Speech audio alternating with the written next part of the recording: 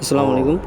এখানে আমরা হচ্ছে 4 আওয়ার টাইম ফ্রেমে আসছি। 4 আওয়ার টাইম ফ্রেমে এসে হচ্ছে CRT high and low mark করছি এবং নেক্সট ক্যান্ডেলটা হচ্ছে হায়ার টাইম ফ্রেমের অর্ডার ব্লকে ট্যাপ করছে। এখন আমি হচ্ছে 15 মিনিটের হচ্ছে টাইম ফ্রেমে আসলাম। এখানে হচ্ছে টার্টেল স্যুপ হচ্ছে, টার্টেল স্যুপ মার্ক করছি। আবার হচ্ছে 5 মিনিট টাইম ফ্রেমের যাব, দেন মার্কেট স্ট্রাকচার শিফট হয়েছে। এখন নিচের ফেয়ার ভ্যালু গ্যাপ থেকে আমরা এন্ট্রি প্লেস করবো।